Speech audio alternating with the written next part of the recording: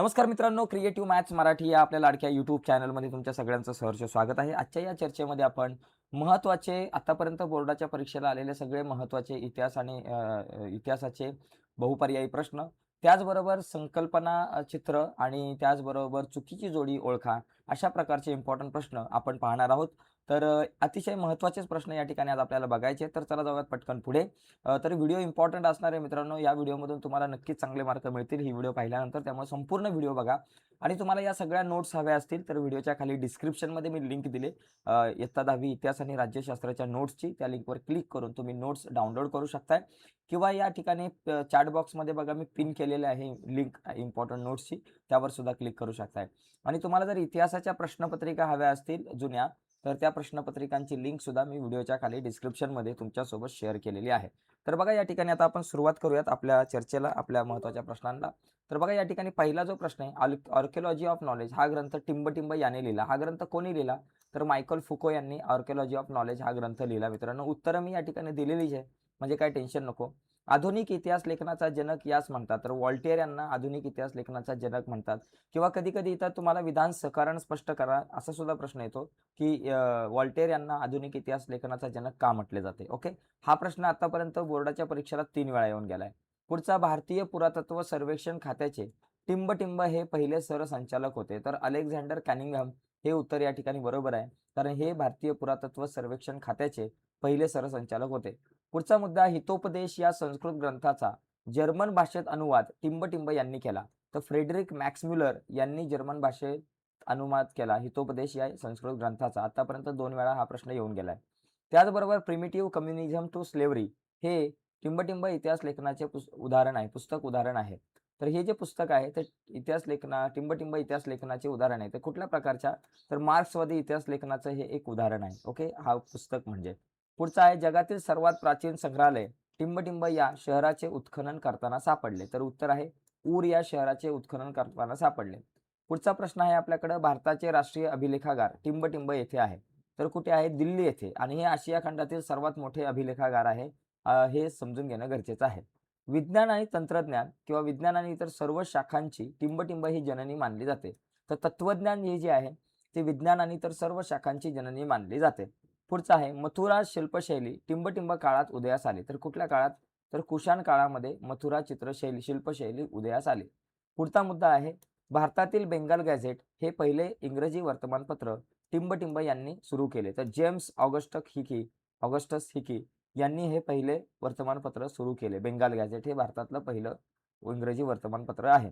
पुढचा मुद्दा ऑलिम्पिक स्पर्धेची परंपरा टिंब येथे सुरू झाली. तर ग्रीस येथे ऑलिम्पिक स्पर्धांची परंपरा सुरू झाली होती.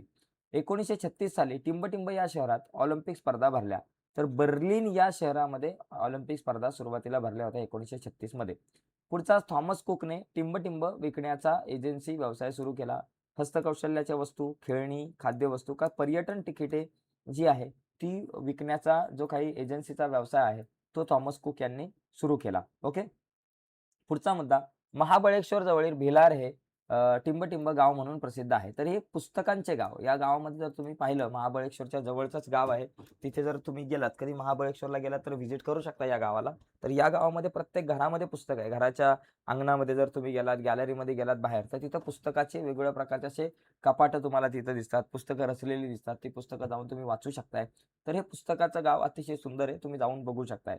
पुढचा बघा कोलकाता येथील टिंब हे भारतातले पहिले संग्रहालय आहे. तर कोलकाता येथील भारतीय संग्रहालय हे भारताचं पहिलं संग्रहालय आहे. महाराष्ट्राचे पहिले मुख्यमंत्री टिंब यांनी मराठी भाषा व साहित्य यांच्या अभिवृद्धीसाठी महाराष्ट्र राज्य साहित्य संस्कृती मंडळाच्या वतीने मराठी विश्वकोश निर्मितीस चालना दिली. तर यशवंतराव चव्हाण हे महाराष्ट्राचे पहिले मुख्यमंत्री होते. पुढचा पॉइंट आता आपण बघूयात चुकीची जोडी ओळखा आणि बाकी संकल्पना चित्र स्पष्ट करा यावरती चर्चा करूयात.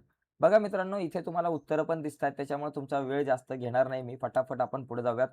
बघा या ठिकाणी बघा ही जी जोडी आहे George William Frederick Hegel the reason in history बघा. त्याचबरोबर लिओपॉल्ड वॉन रँके यांचा the theory and practice of history हा ग्रंथ आहे. हिरोडोटस यांचा द हिस्ट्रीज आहे. कार्ल मार्क्स यांचा डिस्कोर्स ऑन द मेथड नाही, तर यांचा दास कॅपिटल असा ग्रंथ आहे. Das Kapital Kapital Karl Marx यांचा दास कॅपिटल हा ग्रंथ आहे. हा ग्रंथ नाहीये, तर ही चुकीची जोडी आहे, तर ती तुम्ही लिहू शकता. ओके. त्याच्यानंतर यामध्ये बघा हू वेअर द शूद्राज हा वंचितांचा इतिहास आहे. त्याच्यानंतर पुढचा बरोबर आहे. स्त्री-पुरुष तुलना स्त्रीवादी लेखन आहे. बरोबर आहे. त्याच्यानंतर the Indian war of independence 1857 मार्क्सवादी इतिहास. तर ही चुकीची जोडी आहे.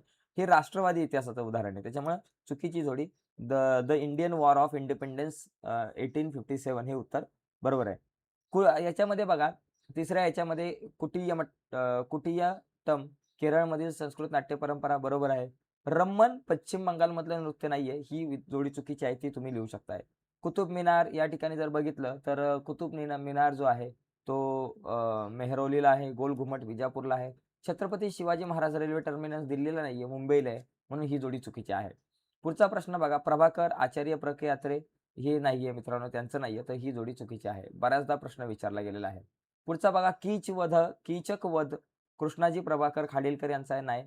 एकच प्याला राम गणेश गडकरी यांचा आहे. बरोबर आहे. सॉरी हे बरोबर आहे. हे बरोबर आहे. इथे ओशाळला मृत्यू वसंत कानेटकर. नटसम्राट विजय तेंडुलकरांचं नाहीये. तर चुकीचं आहे. वि. शिरवाडकर यांचं नटसम्राट हे नाटक आहे. ओके. पुढचा मुद्दा थोरले माधवराव पेशवे विज कीर्तने बरोबर आहे. संगीत शाकुंतल अण्णासाहेब किर्लोस्कर हे पण बरोबर आहे. संगीत शारदा श्रीपाद कृष्णा कोल्हटकर ही जोडी चुकीची आहे. ओके. तर हे तुम्ही या ठिकाणी लिहू शकताय.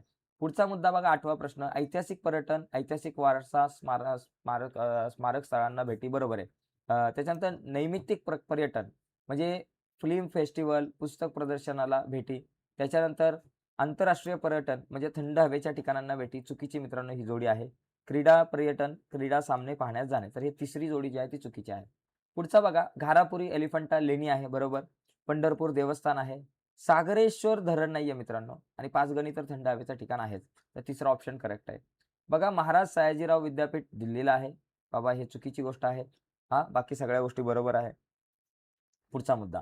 पुढचा पॉइंट आपण जर बघितला तर संकल्पना चित्र. आता महत्त्वाच्या 10 अशा आपण चुकीच्या जोड्या ओळखा त्यावरती आपण प्रकाश टाकला. आता संकल्पना चित्र जे महत्त्वाचे आहे ते बघा. याच्यामध्ये बघा भारतातील जागतिक वारसा नैसर्गिक स्थळांची फक्त तुम्हाला नावं लिहायची आहेत. पश्चिम घाट नंतर बघा इथं आहेत नंदादेवी व्हॅली ऑफ फ्लॉवर्स राष्ट्रीय उद्यान. त्याच्यानंतर केवलदेव राष्ट्रीय उद्यान. नैसर्गिक वारसा स्थळेच लिहायचे बरं का. इथं ऐतिहासिक वगैरे बाकी काय टाकू नका. मानस वन्यजीवन अभयारण्य आणि सुंदरबन राष्ट्रीय उद्यान. नैसर्गिक म्हटलं तर नैसर्गिक लिहा.